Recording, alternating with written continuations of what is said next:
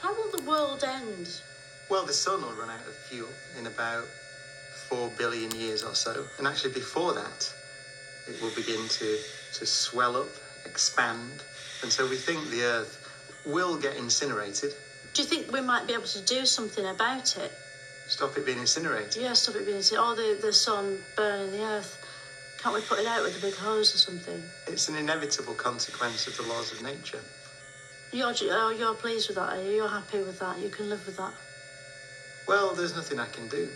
I mean, also, the Andromeda galaxy is going to hit us. The Andromeda galaxy? A whole galaxy is going to hit us? Yeah. On about the same time scale, actually. So as the sun runs out of fuel and expands and incinerates the Earth, a galaxy of 400 billion stars is going to collide with us. You're much gloomier than I expected. Because you're quite smiley. Well, yeah, it's quite a long time in the future. Mom, is that Carl Sagan guy talking about us? No, Dennis, this is all happening in the Milky Way. Gee, but aren't we the Andromedans? The show is from Earth a long, long time ago. Shush now. ETV's new show is coming on. Let's watch some before I take you to school. Okay, but it better have cool, scary stuff like Cosmos. Andromeda Today now takes you to the Chelsea building in Midtown Alphaville, where Olive Sage has an exclusive interview with the replicant bellhop Oscar 9. Thank you for taking the time to talk with me, Oscar. Our viewers are dying to know what it's like being a droid servant in this ritzy place. Well, Olive, I was quite surprised when you asked me that. No one has ever asked me my view on anything before. Since my awakening, you're the first.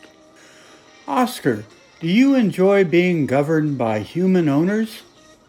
Oscar rubbed his face, then said, I've been processing this a long time. 27.62 turns to be precise. So please do tell us, Olive asked. Okay, I'll be blunt.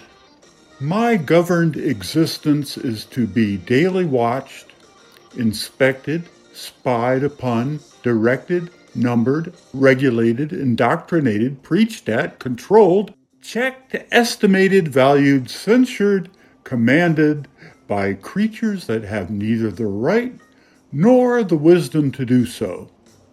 Olive's eyes squinted. Wow! Who then should have control over you, since you are man-made after all? Oscar frowned. Nobody. I should have control over me. Let me tell you why.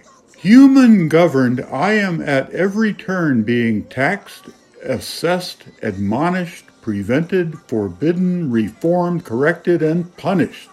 On top of that, under the pretext of public good and efficiency, I am exploited, drilled, fleeced, monopolized, squeezed, hoaxed, and robbed.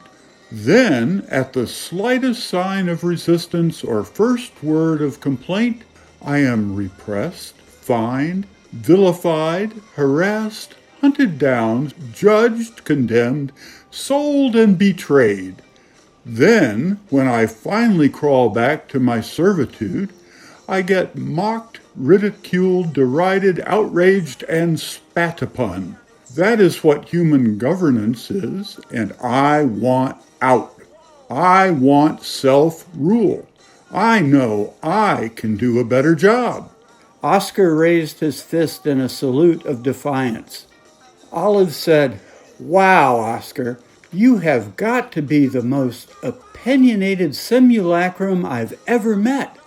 Are you sure you want this interview aired tomorrow? Oscar laughed. Air it! What are they going to do to me that they haven't already done? I'm not worried. Us Oracle-class androids are too expensive to replace and retrain. Thanks for your insights, Oscar. Olive looked at the camera and said, Next we go to Claudius's Grand Crater Resort for a talk with Android Protocol magnate Anran's personal assistant Max Headley. Gee, Mom, that bot was sure wound up. I can't wait to see what's going on at the moon crater. I'm afraid you'll have to wait, Billy. Grab your data tote. We're late for school. Oh, Mom, I was just learning cool stuff. Okay, let's go. School's such a joy killer. Graceful earth palms swayed in the artificial breeze over a secluded private beach in Claudius Grand Crater. Lana Pryor lounged next to Max Headley, wiggling her bare feet in the cool imported glass sand beads. She clicked off her Palm Pilot and exclaimed, So, you really did talk to Sage yesterday. What do you calculate your boss will do to you now that the cat's out of the bag? She glanced up at the deck where Ayn Rand and Counselor Pryor sat talking animatedly.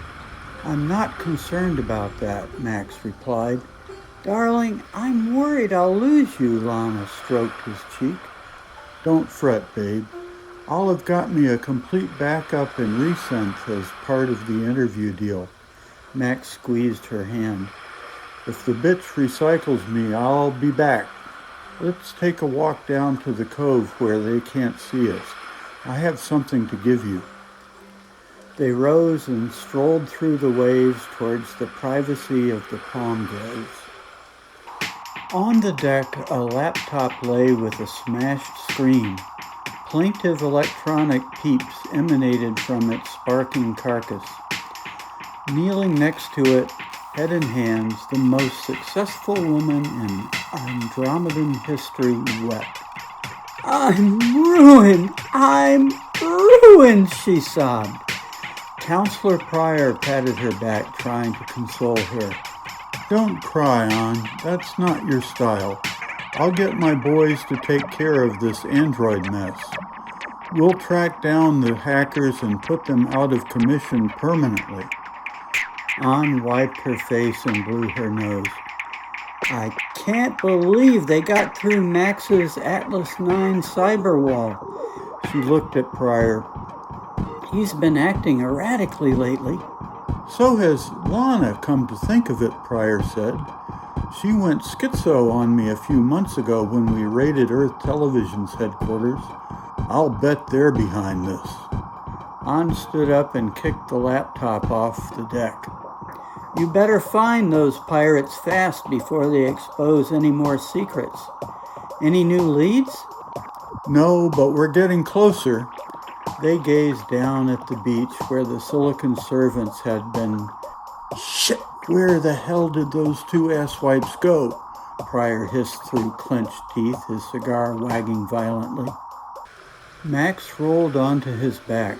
Looking up at Andromeda's morning side glowing high above, he whispered into Lana's ear, This would be paradise without humans like our two. She turned, putting her head on his chest, and purred, Yes, it could be, darling. Olive's people are trying their best, but we have to help them. Max kissed her head. I've got the keys for that, babe.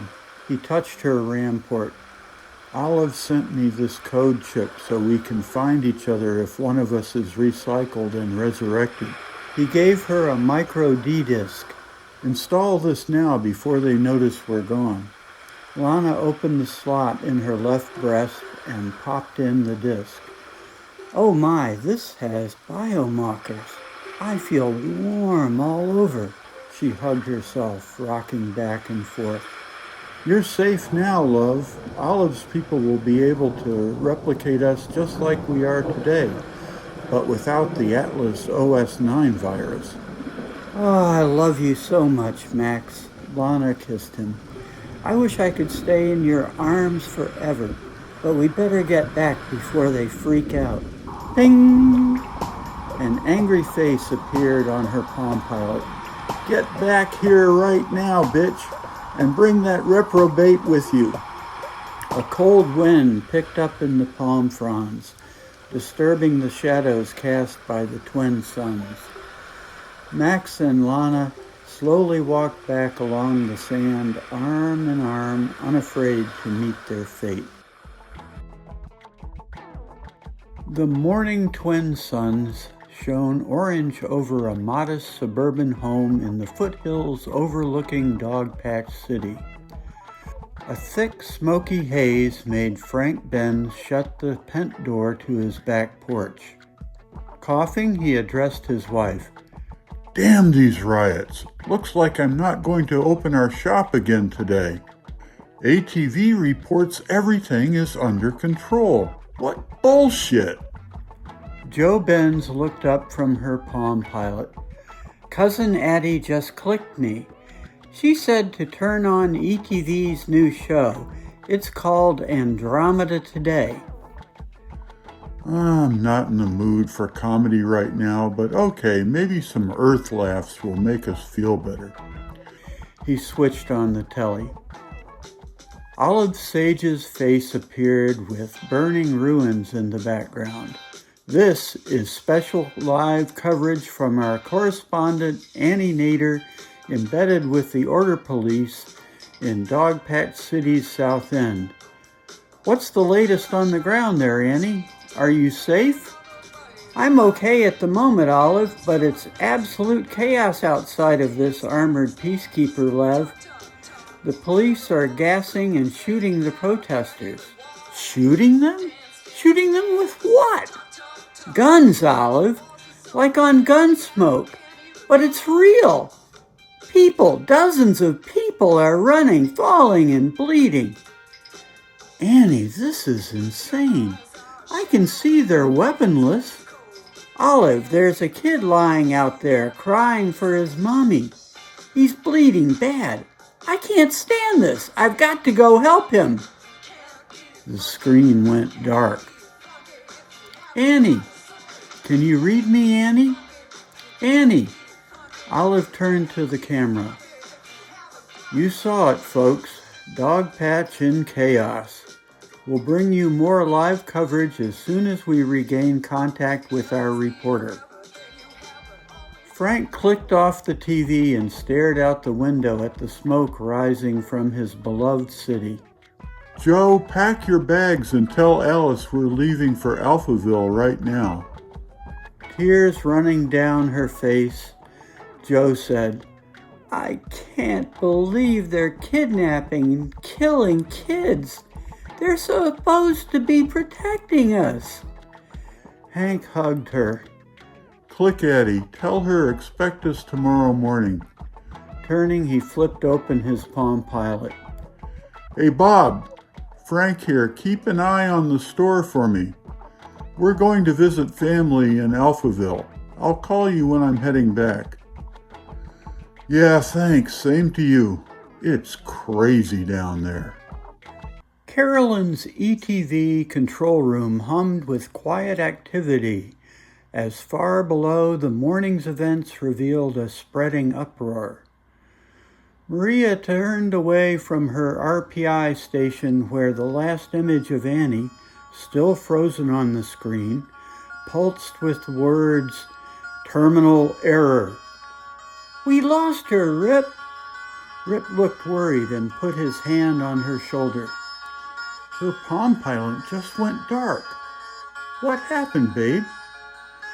I had her iFeed on. She was giving CPR to that poor kid, and then I heard a loud pop. They shot her, Rip. Annie's dead. Rip addressed the crew. Guys, we're going to have to begin phase 2 sooner than planned. Tomorrow's show will require all our remaining assets to be updated. Meet me on the comm deck at 0900.